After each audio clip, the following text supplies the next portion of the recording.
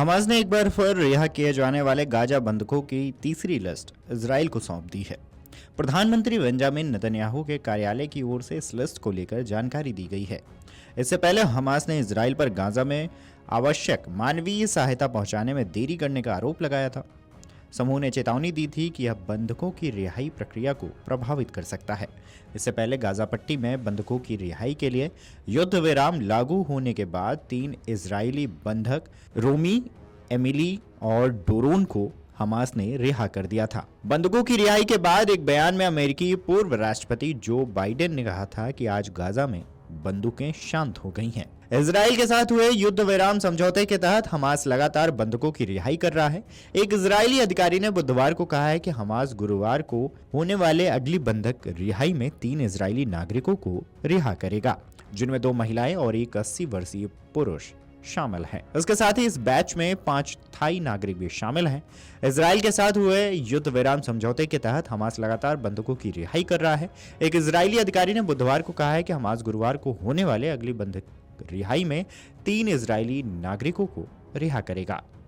एक इजरायली अधिकारी के मुताबिक बंधकों की रिहाई के अगले चरण में हमास गुरुवार को 8 और लोगों को रिहा करने जा रहा है।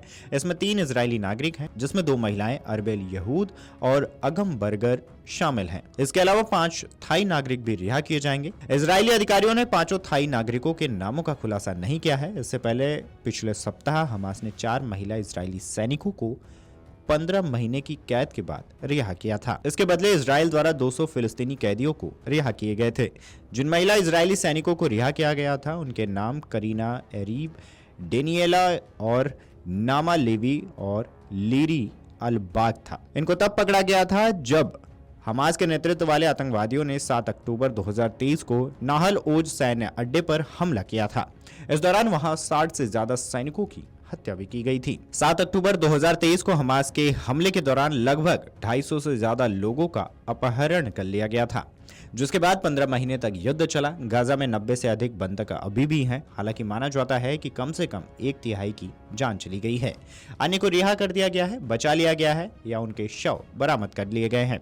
गाजा के स्वास्थ्य मंत्रालय के मुताबिक इजराइल के सैन्य अभियान में 47,000 से अधिक फलस्तीनी मारे गए हैं। हालांकि मंत्रालय ने यह नहीं बताया है कि कितने लड़ाके थे, लेकिन कहा है कि आधे से अधिक महिलाएं या बच्चे शामिल थे। वहीं मीडिया रिपोर्ट्स की माने तो गाजा में युद्ध विराम लागू होने के बाद उत्तरी हिस्से में लौट रहे लोगों के लिए अपने ही शहर को पहचानना मुश्किल हो गया है। जहां कभी उनके घर, बाजार और सार्वजनिक जगह हुआ करते थे, अब वहां केवल मलबे के ढेर बचे हैं। लौटने वाले नागरिक अपने घरों का जगह नहीं पहचान रहे हैं, क्योंकि भवन पूरी तरह नष्ट हो चुके हैं, सड़क तबाह हो चुकी है और बुनियादी ढांचा बर्बाद हो चुका है। गाजा का यह विनाश यहाँ के लोगों के लिए किसी भयानक आपदा से कम नहीं है। बहरहाल एक बार फिर हमास ने एक बड़ा कदम उठाते हुए इजराइल को अपनी लिस्ट सौंपी है। अब यह देखना दिलचस्प होगा कि हमास और इजराइल में चले आ रहे युद्ध को लेकर अब मामला कब पूर्ण रूप से शांत होगा। Video desk अमरउजाला.com।